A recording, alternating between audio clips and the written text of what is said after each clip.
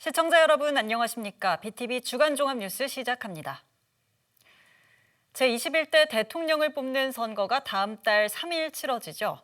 각 정당들은 선대위 출정식을 열고 대선 승리를 위한 총력전에 돌입했는데요.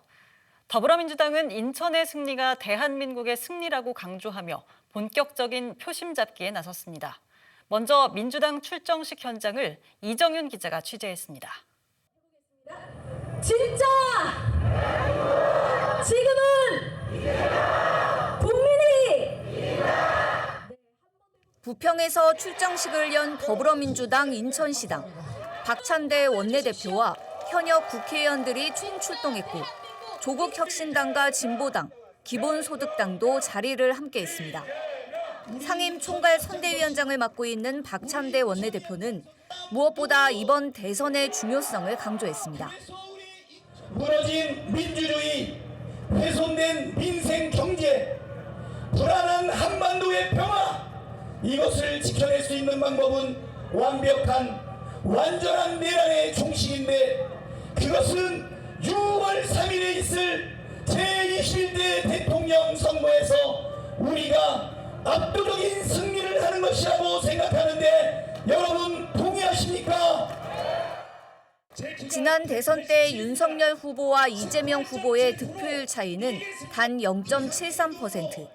인천에선 이재명 후보가 1.8%포인트 차이로 이겼는데 이번 21대 대선에선 압도적인 승리를 다짐했습니다. 저번에 1.8% 이겼는데 요번에 거기서 점 하나 뺍시다. 몇 퍼센트? 18%. 그 정도 목표는 잡아야 인천 출신 당대표, 인천 출신 대통령 후보, 인천 출신 원내대표, 인천 출신 당대표 대행, 인천 출신 상임 총괄 선대위원장 몫을 다하는 것 아니겠습니까? 무너진 민주주의와 훼손된 민생 경제를 회복할 수 있는 방법은 내란의 완전한 종식이라고 강조한 민주당. 유권자들에게 인천이 승리하면 대한민국이 승리한다며 꼭 투표에 참여해달라고 호소했습니다. 대통령 후보가 된 인천 출신 이재명 대통령을 반드시 여러분들이 압승을 시켜서 자랑스러운 대한민국, 새로운 대한민국, 지금은 이재명 대통령을 만들어갑시다. 화이팅! 정치는 길 없는 길을 내는 사람들입니다. 대한민국을 바꿀 비전이 있는 사람을 우리 대통령으로 뽑는 것입니다. 지역 곳곳을 찾아 현장의 민심을 듣겠다는 취지로 골목골목 선거대책위원회를 구성한 민주당. 박찬대 상임총괄 선대위원장은 공식 선거운동 첫날부터 코로나 방역을 이끈 정은경 총괄 선대위원장과 인천 지역 곳곳을 찾았습니다. BTV 뉴스 이정유입니다. 국민의힘 인천시당도 선대위 출정식을 열고 본격적인 유세전에 돌입했습니다. 후보 교체 등의 문제로 선거운동 직전까지 진통을 겪은 만큼 지금부터라도 지지세를 모아 역전의 발판을 마련하겠다는 각오입니다. 보도에 김지영 기자입니다. 구월동 로데오 거리에서 제21대 대선 출정식을 연 국민의힘 인천시당. 본격적인 유세에 앞서 유권자들에게 큰 절로 인사하며 지지를 호소했습니다. 지역 선대위원장들의 출정사도 이어졌습니다. 윤상현 의원은 이번 대선을 자유민주주의를 지키기 위한 투쟁으로 규정했고 이 선거에서 반드시 이겨야만 대한민국의 자유민주주의 체제 그리고 법치주의를 지켜낼 수 있습니다.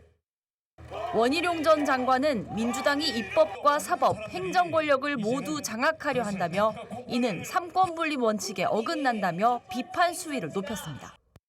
190석 의회 독재 이미 이뤘습니다.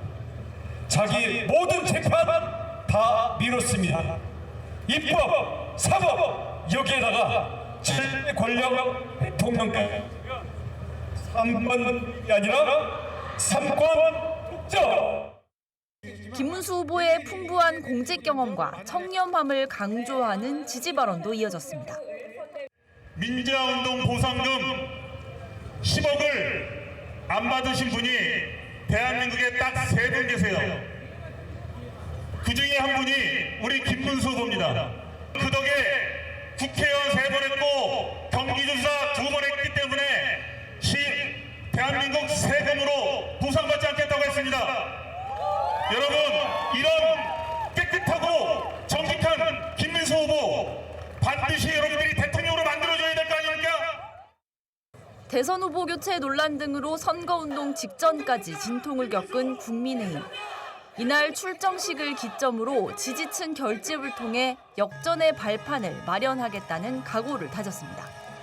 우리는 분열했었죠. 이제부터는 정정당당하고 모두가 함께 대통령 김문수를 당선시키기를 여러분들께 부탁드립니다. 이날 현장에선 이 밖에도 물범 유세단이 응원 공연 등을 펼치며 분위기를 끌어올렸습니다. 국민의힘 인천시당은 남은 선거 기간 동안 지역의 주요 거점을 중심으로 집중 유세를 이어갈 방침입니다. BTV 뉴스 김지영입니다. 인천시가 지역 현안 사업 10가지를 대선 후보들에게 전달했습니다. GTX D2 노선의 조속 추진과 인천발 KTX 인천공항 연결, 수도권 매립지 4자 합의 이행 등 주요 대형 사업들이 담겼습니다. NIB 이하영 기자입니다. 다음 달 치러질 대선을 앞두고 인천시가 지역 공약 과제들을 선정했습니다. 인천시가 선정한 핵심 과제는 모두 10개입니다. 인천발 KTX를 인천공항으로까지 연결하는 사업과 수도권 광역급행철도 D2 노선의 조속 추진, 영종과 강화를 잇는 평화도로 건설 등 주요 교통 관련 사업들이 포함됐습니다. 4차 공모를 앞두고 있는 수도권 대체 매립지 4자 합의를 이행할 것도 대선 공약 과제로 제안했습니다. 특히 수도권 대체 매립지 관련 공약은 지난 20대 대선 공약으로도 채택됐었지만 아직까지도 해결 방안이 나오고 있지 않아 인천의 수건 사업이기도 합니다. 이번에 인천시가 제시한 10가지 핵심 과제 규모를 모두 합치면 사업비는 약 13조 이상. 사업들은 사실상 중앙정부의 지원 없이는 이행되기 힘들어 정부와의 협력이 중요합니다. 이것들이 다음 정부에서 정부 공약으로 채택이 돼서 추진이 될 수 있도록 저희가 끊임없이 각 당에다가 저희 의견을 전달해서 꼭 다음 대통령 공약에 들어갈 수 있도록 그렇게 챙겨보도록 하겠습니다. 인천시가 이번에 제시한 공약들이 향후 국정과제로 채택될 경우 인천 지역 경제 활성화에 탄력을 받을 것으로 기대됩니다. 인천시는 선출될 새 정부의 국정과제에 반영될 수 있도록 정치권과 적극 협조한다는 계획입니다. NIB 뉴스 이하영입니다. 다음 소식입니다. 인천 중구에 있는 연안부두는 많은 여객과 물류가 모이는 수도권 해상교통의 중심지입니다. 하지만 내륙으로 이어지는 연계 교통수단이 열악해 접근성이 떨어진다는 평가를 받고 있는데요. 연안부두 인근에 지하철역을 신설해 교통 문제를 해결해달라는 요구가 커지고 있습니다. 이재호 기자의 보도입니다. 중구 연안동에 있는 한 아파트 단지. 해당 단지에서 고속도로 입구까지 거리는 3km가 조금 넘습니다. 길이 막히지 않을 땐 차를 타고 10분이면 갈 수 있습니다. 하지만 출퇴근 시간엔 얘기가 달라집니다. 기본이 30에서 40분, 정체가 심하면 1시간 가까이 걸립니다. 주민들은 연안부두 인근에 대형 물류 창고가 늘어나면서 교통 체증이 더 심해졌다고 설명했습니다. 실제로 연안부두 주변엔 최근 5에서 6년 사이 대형 물류 창고 7개가 새로 들어선 것으로 파악됐습니다. 고속도로 여기 입구까지 차로 5분에서 10분밖에 안 걸려요. 근데 거기를 보통 3, 40분이에요. 기본. 그리고 아니면 진짜 막힐 때는 50분도 걸린 적이 있어요. 큰 차도 많고 그리고 차량도 너무 많고 그럼 한꺼번에 몰리니까 진짜 너무 지옥이에요. 이에 연안동 주민들은 지하철 연안부두역 신설을 강력히 요구하고 있습니다. 도로교통 개선은 한계가 있는 만큼 철도를 통해 문제를 해결해야 한다는 겁니다. 정치권도 주민들과 한 목소리를 내고 있습니다.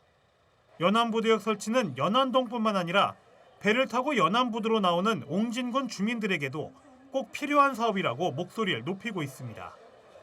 왕복 3,000원이면 다 섬을 갈 수 있는 그런 바다 패스를 시행을 하고 있거든요. 도서 지역도 발전을 시키고 여기처럼 낙후된 원도심도 개발을 하기 위해서는 반드시 이 지역에 연안부두역이 추가로 신설이 돼야 되겠다. 이게 제 생각이고 주민들이 염원입니다. 이에 대해 인천시는 3호선이 연안부두를 경유할 경우 경제성이 낮아져 정부 승인을 받기가 어려워진다며 용현 서창선 연장을 검토하겠다고 밝혔습니다. BTV 뉴스 이재호입니다. 서구가 명칭 변경을 추진한 지도 어느새 반년을 향해 달려가고 있습니다. 선호도 조사 방식과 후보 선정을 놓고 주민들의 거센 반발에 부딪히면서 추가 주민 의견 수렴 절차를 거쳤는데요. 결국 명칭변경위원회는 해당 주민 의견 수렴 결과에 대한 결론을 내지 못했습니다. 구혜희 기자가 취재했습니다. 올해 초 서구가 대대적인 홍보와 함께 시작한 구 명칭 변경. 주민 공모를 통해 4개 후보를 선정하고 선호도 조사를 거쳤지만 일부 지역 주민들의 거센 반발에 부딪혔습니다. 때문에 서구는 지난달 4일부터 26일 동안 온 오프라인을 통해 주민들의 의견을 수렴했습니다. 접수 결과 오프라인과 온라인을 통해 참여한 주민은 모두 4,700여 명. 이 가운데 압도적인 주민 참여를 보인 곳은 청라권역이었습니다. 전체의 절반에 가까운 주민들이 명칭 변경에 대한 의견을 냈고 로원시티가 포함된 가정 신현권역이 그 뒤를 이었습니다.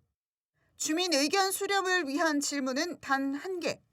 최종 명칭 선호도 조사를 어떤 방식으로 해야 하는지를 물었습니다.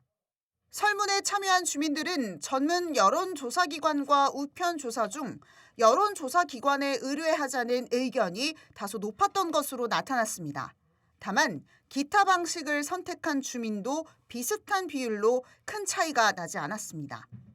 때문에 지난 9일 열린 명칭변경위원회 회의에서도 주민 의견 수렴 결과에 따른 결론을 내지 못한 것으로 확인됐습니다. 서구가 목표한 명칭 변경 법률 제정은 오는 7월. 주민 의견 수렴 결과에 따른 선호도 재조사 방식도 다음 달에야 결정날 것으로 예상되면서 향후 명칭 변경 추진 일정에도 차질은 불가피할 것으로 보입니다. BTV 뉴스 구혜입니다. 최근 인천 중구 원도심에서는 지역 발전을 가로막는 중복 규제를 완화해달라는 요구가 이어지고 있습니다. 문화재 보호를 명목으로 여러 규제를 받고 있어 개발이 사실상 불가능하다고 호소하고 있는데요. 문화재를 보호하면서도 지역 발전을 이끌어낼 수 있는 방안 마련이 시급하다는 목소리가 커지고 있습니다. 이재호 기자의 보도입니다. 지난 3월 기준 중구 원도심 인구는 41,800여 명. 3년 전인 2022년에 비해 3,000명 가까이 감소했습니다. 매년 1,000명가량 인구가 줄고 있는 셈입니다. 지역에선 원도심 인구 감소의 원인을 문화재 보호를 위한 중복 규제로 보고 있습니다. 중복 규제로 개발을 못하게 되면서 주거 상업시설이 낙후돼 가고 있고 인구 감소와 상권 침체로 이어지고 있다는 겁니다. 개항장과 자유공원 등 개항기 문화유산이 모여있는 중구 원도심은 고도 제한과 역사문화환경 보존지역 등의 여러 규제를 받고 있습니다. 이에 원도심 주민들은 수년 전부터 지역 발전을 가로막는 중복 규제를 대폭 완화해달라고 요구하고 있습니다.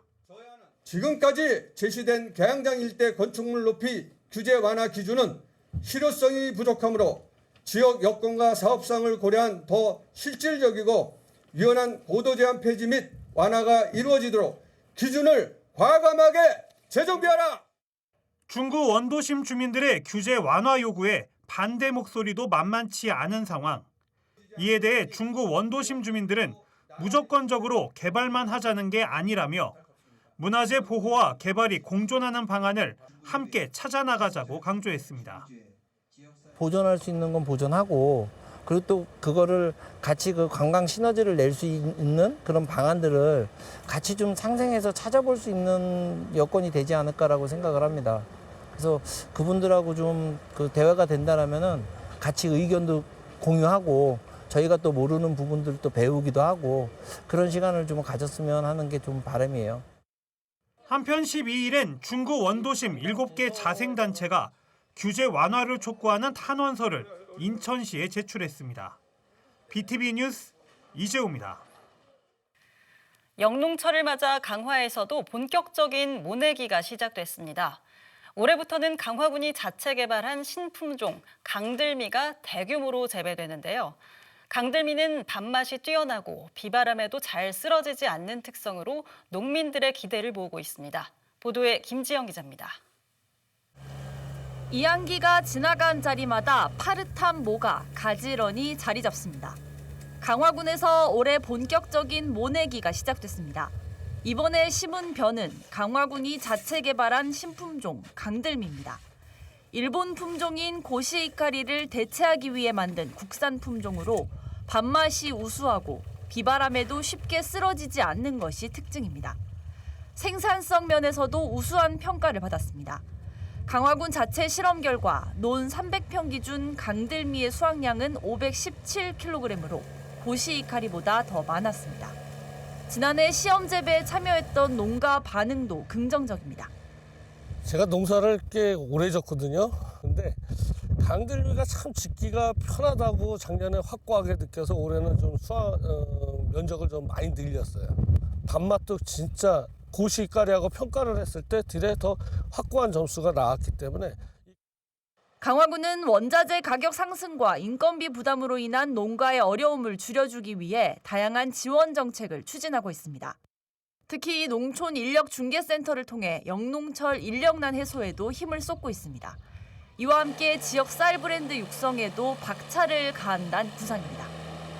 강화군은 강화섬 쌀의 명품 브랜드 육성에 집중하고 있습니다. 농촌진흥청과 함께 개발한 나들미와 강들미 품종을 빠르게 확대 보급해서 강화섬 쌀의 대표 품종으로 확실히 자리매김하도록. 강들미를 포함해 올해 강화군의 전체 벼 재배 면적은 9,500헥타르로 올가을 4만 5천 톤의 쌀 수확을 기대하고 있습니다. BTV 뉴스 김지영입니다. 우리나라에서 가장 긴 다리인 인천대교는 인천을 대표하는 랜드마크로 꼽힙니다. 하지만 국내 최장이라는 이면에는 투신다리라는 오명이 붙어 있는데요. 투신 사고를 근본적으로 막을 수 있는 대책 마련이 시급하다는 목소리가 커지고 있습니다.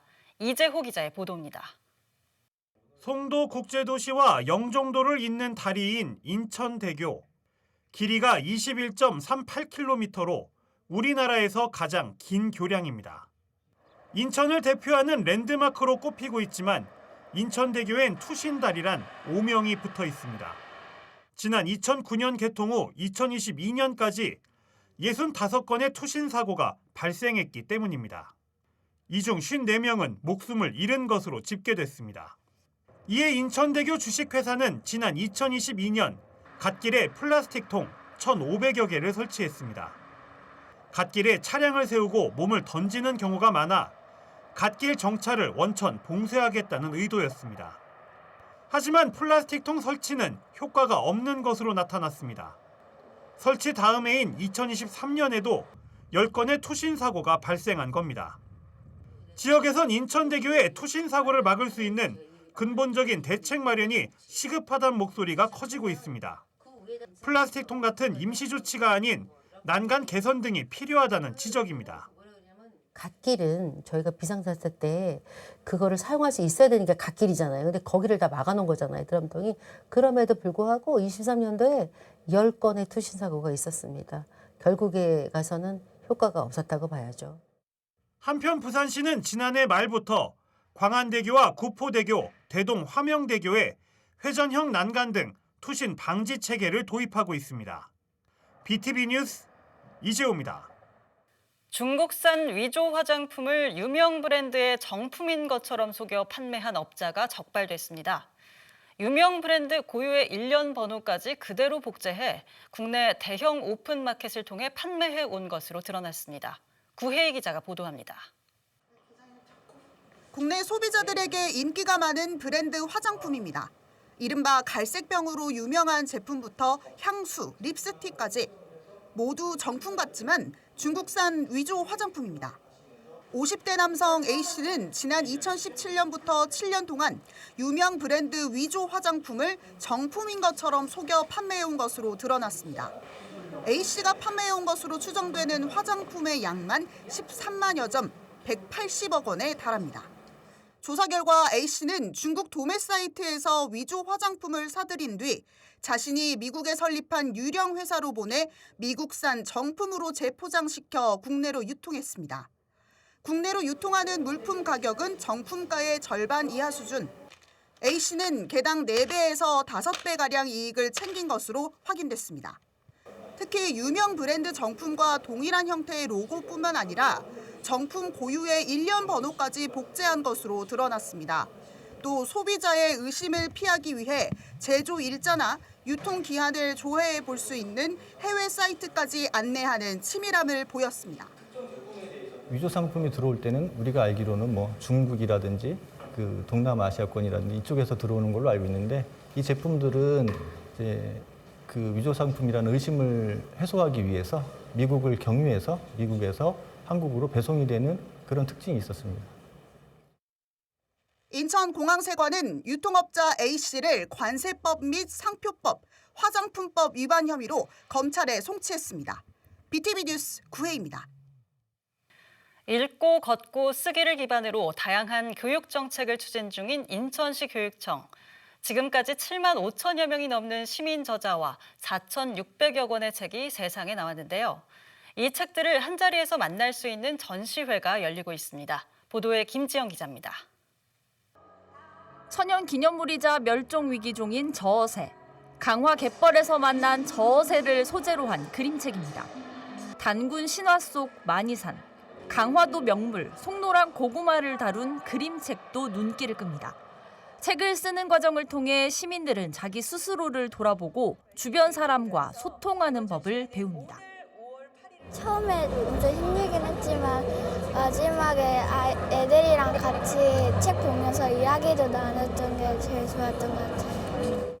나의 과거, 그다음에 현재, 그리고 아이들을 어떻게 교육하면 좋을까라고 하는 생각을 책을 읽고 학부모들하고 토론을 하면서 많이 배웠던 것 같아요. 그래서 읽고 걷고 쓰기를 기반으로 다양한 교육 정책을 추진 중인 인천시 교육청.